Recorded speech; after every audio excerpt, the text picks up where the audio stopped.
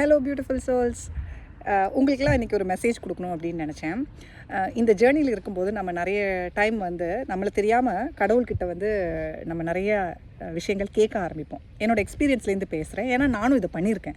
நான் வந்து எந்த வீடியோ போடும்போதும் நீங்களாம் இப்படி பண்ணுறீங்க, அதனால் தப்பாக பண்ணுறீங்க அப்படின்னு சொல்லலை. இது என்னோடய லைஃப்லேருந்து கற்றுக்கிட்ட பாடங்களை தான் உங்களுக்கு சொல்லித்தரேன்.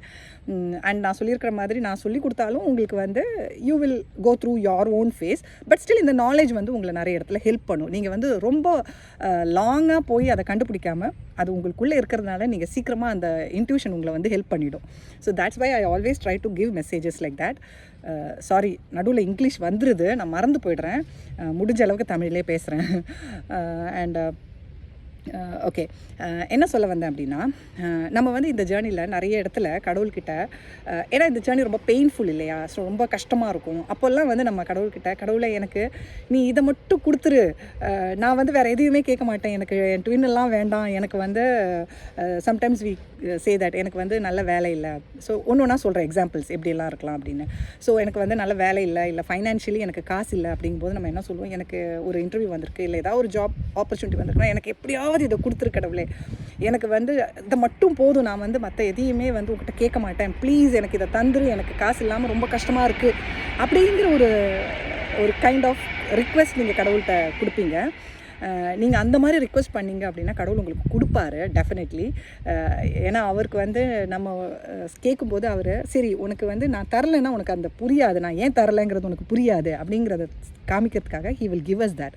அங்கே வந்து அது கிடைச்சதுக்கப்புறம் தான் உங்களுக்கு தெரியும், அங்கே செம்மையாக உங்களுக்கு பிரச்சனைகள் வரும், பயங்கர டிஃபிகல்ட்டிஸ் இருக்கும் அந்த ஜாபில். நீங்கள் கடைசியில் நீங்களே அந்த ஜாபை வந்து விட்டுட்டு வந்துடுவீங்க, இல்லைனா அங்கே அழுதுகிட்டே இருப்பீங்க, இன்னும் பெயின்ஃபுல்லாக இருக்கும் உங்களுக்கு.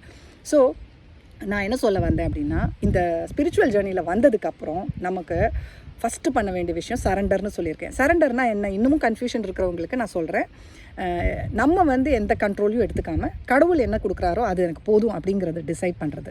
ஸோ அந்த டிசிஷன் வரணும் அப்படின்னா நமக்கு வந்து அந்த அளவுக்கு கடவுள் மேலே நம்பிக்கை இருக்கணும், ட்ரஸ்ட் இருக்கணும் இல்லையா. அவரை கண்ணை மூடி நம்பினா தான் நம்ம வந்து அந்த மாதிரி சரண்டர் பண்ண முடியும். ஸோ முதல்ல நம்ம வளர்த்துக்க வேண்டிய ஒரு விஷயம் அப்படின்னா கடவுள் மேலே இருக்கிற நம்பிக்கை தான்.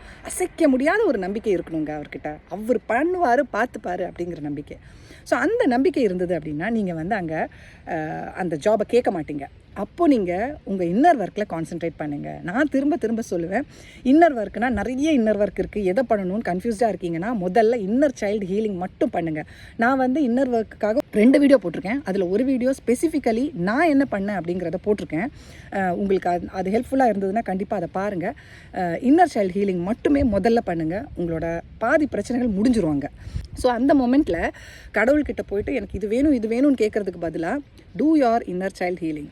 அவர் உங்களுக்கு என்ன தரணுமோ நீங்கள் ரெடி ஆகிட்டீங்க அப்படின்னா கரெக்டாக தருவார். எதனால் அவர் அந்த டைமில் தரமாட்டேங்கிறாருன்னு தெரியுமா? நீங்கள் இந்த டைமில் நீங்கள் போனாலும் அங்கெல்லாம் உங்களுக்கு நிறைய வூண்ட்ஸ் வந்து உங்களுக்கு வெளியில் வரும், உங்களை ட்ரிகர் பண்ண ஆரம்பிக்கும். என்னோடய எக்ஸ்பீரியன்ஸுங்க, எனக்கு வந்து நான் வந்து அந்த ஹீல் ஆனதுக்கப்புறம் அவர் எனக்கு ஒரு ஜாப் கொடுத்தாரு. அங்கே நிறைய விஷயங்கள் என்னை ட்ரிகர் பண்ணல முன்னாடி மாதிரி. அண்ட் ஒவ்வொரு சின்ன ட்ரிகர்லையும் எனக்கு புரிய ஆரம்பிச்சுது, இது எனக்கு ட்ரிகர், இங்கே நான் என்ன சேஞ்ச் பண்ணணும் அப்படிங்கிறது. ஸோ எனக்கு ரொம்ப பீஸ்ஃபுல்லாக இருக்குது இந்த ஜாபு. எனக்கு வந்து பெரிய பொசிஷன்லாம் கிடையாது, ஆனால் ரொம்ப பீஸ்ஃபுல்லாக என்னை வந்து அங்கே ஒரு வேல்யூ கொடுத்து பார்க்குறாங்க. அது வந்து அந்த பதவியிலையோ அந்த காசுலேயோ கிடையாது, நம்ம சோலோட அந்த ஒரிஜினல் ஃபார்மில் நம்ம வந்தால் எங்கேயுமே நமக்கு மதிப்பு கிடைக்கும் அப்படிங்கிறதுக்கு ஒரு எக்ஸாம்பிள் அது. ஓகே, அப்புறம் இதை பற்றி நான் சொல்லிட்டேன். ஸோ ஒர்க் அப்படிங்கிற ஒரு இது லைஃப் பர்பஸை வந்து நீங்கள் தேடி போகாதீங்க, அவர் தருவார். அடுத்தது நிறைய டைம் என்ன நடக்கும் அப்படின்னா சோல் பர்பஸ். என்ன நினைக்கிறோம், எப்படியாவது சோல் பர்பஸ் கனெக்ட் ஆகிடலாம், ட்வின்னை மறந்துட்டு ஹாப்பியாக சோல் பர்பஸ் பண்ணிவிட்டு இந்த பெயின் இல்லாமல் இருந்துடலாம் அப்படிங்கிற அந்த ஒரு ஃபீலிங் உங்களுக்கு வரும். ஸோ ஏன்னா பெயின் தாங்க முடியாது. எல்லாருமே ஏன் கேட்குறீங்க அப்படின்னா பிகாஸ் அந்த பெயின்னால தான். நானும் இதே டைமில் தான் கேட்டேன். ஸோ சோல் பர்பஸ் பற்றி நான் கடவுள்கிட்ட கேட்டது கிடையாது. பட் அந்த ஒரு மொமெண்ட்டும் நிறைய பேருக்கு வரலாம், எனக்கு எப்படியாவது அந்த சோல் பர்பஸ்க்கு கனெக்ட் ஆகிடலாம் அப்படின்னு. அங்கேயும் நீங்கள் அந்த சோல் பர்பஸ்க்கு கனெக்ட் ஆனீங்க அப்படின்னா, if he is giving you that, அவர் வந்து ஓகே நீ கேட்டதானே கனெக்ட் பண்ணி கொடுக்குறேன் அப்படின்னு கொடுக்குறாரு அப்படின்னா, நீங்கள் அந்த சோல் பர்பஸை பண்ணுற அளவுக்கு உங்கள் சோல் வந்து வளரலை அப்படின்னா உங்களால் அதையும் கண்டினியூஸாக பண்ண முடியாது. உங்களுக்கு சோல் பர்பஸ் பண்ணணுன்னா ஃபஸ்ட்டு நீங்கள் ஃபுல்லி செல்ஃப் லவ்வில் இருக்கணும். செல்ஃப் லவ் அப்படிங்கிறது ரொம்ப இம்பார்ட்டண்ட். அங்கே செல்ஃப் லவ்ங்கிறது சோல் பர்பஸ்க்கு இம்பார்ட்டன்ட் கிடையாதுன்னு நினைக்காதீங்க, ரொம்ப இம்பார்ட்டண்ட்டு. அண்ட் உங்களுக்கு பவுண்ட்ரிஸ் செட் பண்ண தெரியணும். அங்கே you should not have ego இருக்கக்கூடாது. நீங்கள் ஓரளவு பேலன்ஸ்டாக இருக்கணும். அப்புறம் வந்து கோடிபெண்டன்சி இருக்கக்கூடாது. நீங்கள் இன்னொருத்தங்களை டிபெண்ட் பண்ணி பல விஷயங்கள் பண்ணுற ஒரு விஷயம் இருக்கக்கூடாது.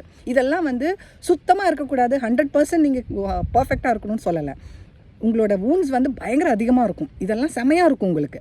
அட்லீஸ்ட் ஒரு 60 to 70% நீங்கள் ஹீல் ஆனதுக்கப்புறம் நீங்கள் வந்து இந்த சோல் பர்பஸ் ஸ்டார்ட் பண்ணீங்க அப்படின்னா இங்கே ட்ரிகர்ஸ் வரும் உங்களுக்கு. இந்த விஷயங்கள் நான் சொன்ன விஷயங்கள் எல்லாம் ட்ரிகர்ஸ் வரும். அந்த ட்ரிகர்ஸ்லேருந்து நீங்கள் கற்றுக்கிட்டு அதை வந்து நீங்கள் அழகாக சால்வ் பண்ணி கிளியர் பண்ணிக்கிட்டே போகலாம். நீங்கள் வந்து அந்த சோல் பர்பஸை ஸ்டாப் பண்ண மாட்டீங்க. இல்லைன்னா என்ன ஆகும்னா, நீங்கள் ஸ்டார்ட் பண்ணுவீங்க, கொஞ்ச நாளுக்கு அப்புறம் உங்களால் பண்ண முடியாது, ஸ்டாப் பண்ணிவிடுவீங்க. திரும்ப கொஞ்ச நாளுக்கு அப்புறம் ஸ்டார்ட் பண்ணுவீங்க, திரும்ப ஸ்டாப் பண்ணிவிடுவீங்க. ஸோ அதையும் நான் சொல்கிறேன், கேட்டு தேடி போகாதீங்க. அவர் நீங்கள் அந்த ஹீல் ஆனதுக்கப்புறம் நீங்கள் ரெடி ஆகிட்டீங்க அப்படின்னு அவருக்கு புரிஞ்சுது அப்படின்னா டெஃபினெட்லி அவர் அதை வந்து உங்களுக்கு கொடுப்பாரு, கனெக்ட் பண்ணி விடுவார். And you will be doing it with whole heart. ரொம்ப சந்தோஷத்தோடு நீங்கள் அதை வந்து பண்ணுவீங்க. இப்போ சோல் பர்பஸில் வந்து நான் சொன்னேன், we have to set our boundaries, நம்ம செல்ஃப் லவ்வில் இருக்கணும், கோடிபெண்டன்சி இருக்கக்கூடாது அப்படிங்கிறதெல்லாம். அதை வந்து இப்போ என்னோடய ஜேர்னி வச்சு நான் சொல்லும்போது எனக்கு வந்து இப்போது நீங்களாம் கமெண்ட்ஸ் போடுறீங்க, நான் எல்லா கமெண்ட்டுமே படிப்பேன். ஏன்னா you give that importance to me. நீங்கள் ஒரு டைம் எடுத்து எனக்காக ஒரு கமெண்ட் போடுறீங்க அப்படின்னா நான் கண்டிப்பாக படிப்பேன். அங்கே வந்து ரிப்ளை பண்ணணும்னு தோணுச்சுன்னா உடனே ரிப்ளை பண்ணிவிடுவேன். இல்லை ஒரு வீடியோ போடணுன்னா அப்புறமா ஒரு வீடியோ போடுவேன். இல்லை அக்னாலேஜ் பண்ணிப்பேன், நான் பார்த்துட்டேன் அப்படிங்கிறத. And there maybe comments like உங்களோட நாலேஜ் நீங்கள் அங்கே ஷேர் பண்ணியிருப்பீங்க, அக்செப்ட் பண்ணிப்பேன். I don't talk anything. ஆனால் எங்கேயாவது எனக்கு அங்கே ரெஸ்பெக்ட் இல்லாத ஒரு கமெண்ட் வந்துச்சு அப்படின்னா நான் அங்கே என் பவுண்ட்ரிஸையும் செட் பண்ணுவேன். முன்னாடி இருந்த தீப்திக்கு அதெல்லாம் பண்ண முடியாது. ஆனால் when I have grown enough to handle that, அங்கே எனக்கு பவுண்ட்ரிஸ் செட் பண்ணவும் தெரியும். எனக்கு ஒரு ரெஸ்பெக்ட் கொடுக்காம ஒரு கமெண்ட் வந்ததுன்னா அங்கே அதுக்கு கரெக்டான ரிப்ளை கொடுக்கவோ இல்லை அதை எப்படி ஹேண்டில் பண்ணணும் அப்படிங்கிறதுக்கும் உள்ள தைரியம் நமக்கு வரும். இல்லை அப்படின்னா நம்ம என்ன தெரியுமா பண்ணுவோம், இது ஒரு சோஷியல் மீடியா பிளாட்ஃபார்ம், நான் வந்து இந்த மாதிரி சொன்னால் என்ன நினைப்பாங்க, நான் வந்து ஒருத்தங்களுக்கு பவுண்ட்ரிஸ் செட் பண்ணும்போது என்னை திமிரா நினைப்பாங்களே அப்படிங்கிற அந்த எண்ணங்கள்லாம் வரும். ஸோ அதெல்லாம் வராமல் நம்ம தைரியமாக எப்போ பண்ணுவோம் அப்படின்னா, நம்ம கரெக்டாக தான் இருக்கும் அப்படிங்கிற நம்பிக்கை நமக்கு இருக்கணும். நான் செய்கிறது கரெக்ட் அப்படிங்கிற நம்பிக்கை நமக்கு இருக்கணும். அதே சமயம் அது ஈகோவோ திமிராவோ இருக்கக்கூடாது. மற்றவங்களுக்கு அது திமிரா தோணலாம், ஈகோவாக தோணலாம். It doesn't matter. நீங்கள் உங்களுக்குள்ளே என்ன ஃபீல் ஆகுதோ அதை தான் நீங்கள் பண்ணணும்.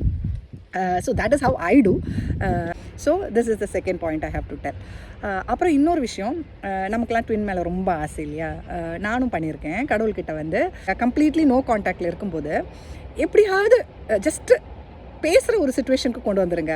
எனக்கு வந்து வேறு எதுவுமே வேண்டாம், நான் ஜஸ்ட் ஒன்று பேசினா போதும். எனக்கு அந்த பர்சன் எனக்கு அன்பு கொடுக்க வேண்டாம், நான் வந்து எதுவுமே எக்ஸ்பெக்ட் பண்ணலை. பட் அட்லீஸ்ட் அந்த பர்சன் என் கூட காண்டாக்டில் இருந்தால் போதும் அப்படிங்கிற ஒரு தாட் ப்ராசஸ் எனக்கு வந்திருந்தது. நான் கடவுள்கிட்ட கேட்டேன், அதை அவர் வந்து கொடுப்பார். அதை கொடுத்தப்புறம் நீங்கள் வந்து போனீங்க அப்படின்னா அந்த மொமெண்ட்டில் உங்கள் பெயின் அவ்வளோ அதிகமாக இருக்கும், உங்களுக்கு ஹர்ட் அவ்வளோ அதிகமாக இருக்கும், நீங்களே ஓடி வந்துடுவீங்க.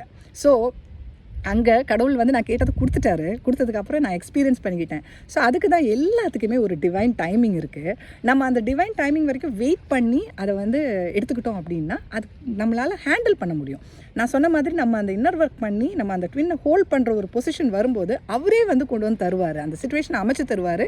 இல்லை உங்களுக்கே வந்து அந்த அவங்கள காண்டாக்ட் பண்ணுறதுக்கு ஒரு சுச்சுவேஷனை அவராக கொண்டு வந்து தருவார். ஸோ அது வரைக்குமே வந்து நம்ம கொஞ்சம் பொறுமையாக அந்த டிவைன் டைமிங்காக வெயிட் பண்ணோம் அப்படின்னா definitely it will happen in a very beautiful way. So இதுதான் இன்றைக்கி வந்து என்னோடய மெசேஜ். ஸோ நீங்கள் வந்து இந்த ஜேர்னியில் எதையுமே வந்து வேணும் அப்படின்னு நாடி போகாதீங்க, அது உங்களை தேடி வரும் ரைட் டிவைன் டைமிங்கில். ஓகே ஃப்ரெண்ட்ஸ், டேக் கேர், பாய்.